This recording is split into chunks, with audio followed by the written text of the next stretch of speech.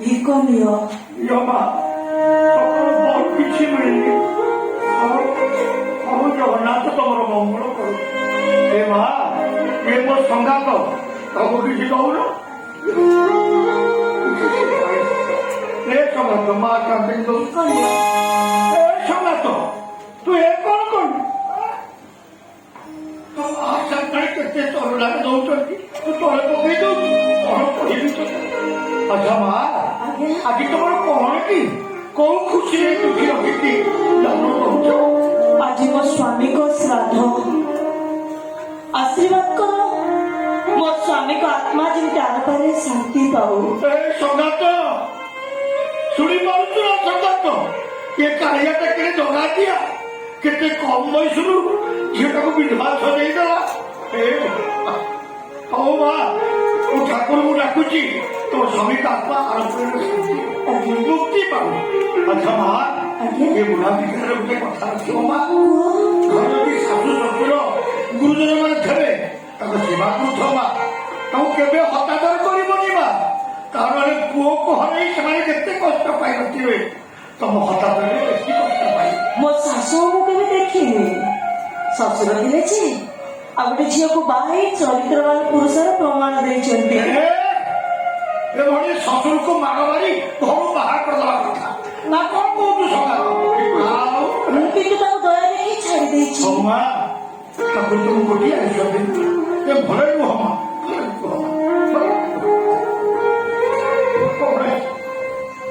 ଏ ସମାଜ ମା ସାଙ୍ଗରେ ଯାହା ଦେଇଛନ୍ତି ଆମେ ଦି ଜଣ ଚଳିଯିବା। ଆଜି କଣ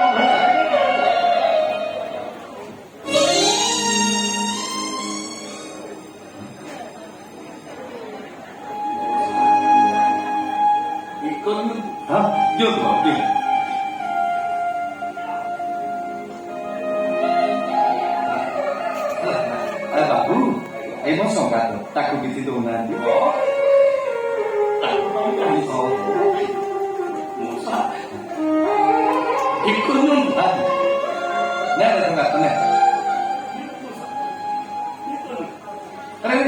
ଇଏ କଣ କରୁ ସଙ୍ଗାତ?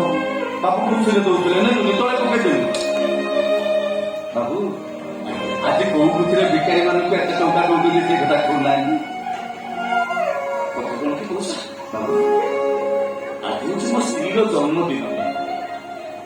ତାରି ମଙ୍ଗଳ ପାଇଁ ମେଡିକାଲ ବେଡରୁ ଚାଲି ଆସିଛି। ଏଇ କାଳିଆ ପାଖରେ ବଡଟା ଉପରେ ହାତ ଦେଇ କିଛି ପୁଣ୍ୟ ଅର୍ଜନ ହେଲେ ବାବୁ ଏଠି ଯେତେ ଦାନ କଲେ ବି ତମର କେବେ ପୁଣ୍ୟ ହବନି।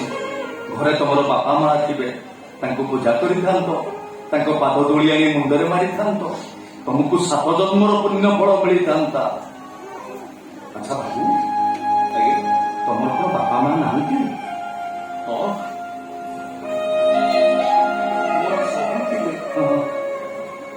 ହେଲେ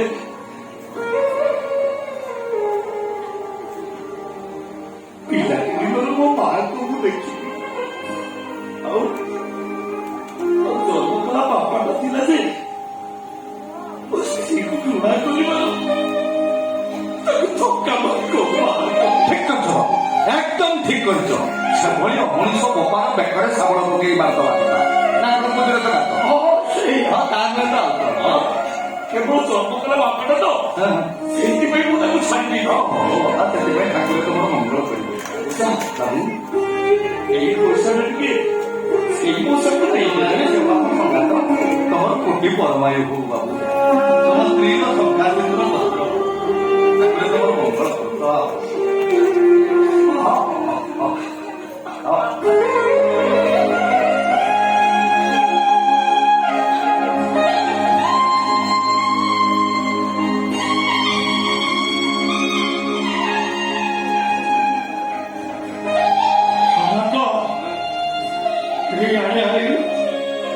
ମୁଁ ଦେଖିଲି ସେ ମ୍ୟାଡାମକୁ ଦେଖି କେମିତି ମୁହଁ ବୁଲେଇ ଚାଲି ଯାଉଥିଲୁ କାହିଁକି?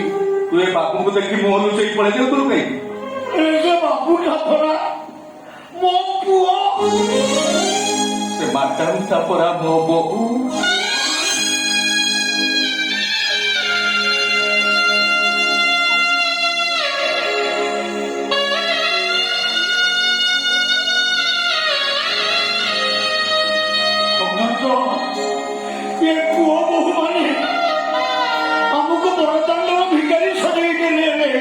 ପିଲାମାନଙ୍କୁ ଜନ୍ମ ଦେଇ ସତରେ ଆମେ ଭୁଲ କରିଛେ ସଂଗ୍ରାମ, ମହାଭୁଲ କରିଛେ, ମହାଭୁଲ।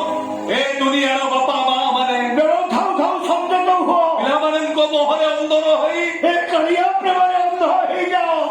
ତାରି ପାଖରେ ଦି ହାତ ଟେକି ପ୍ରାର୍ଥନା କରି ନିଜକୁ ସମର୍ପି ଦିଅ।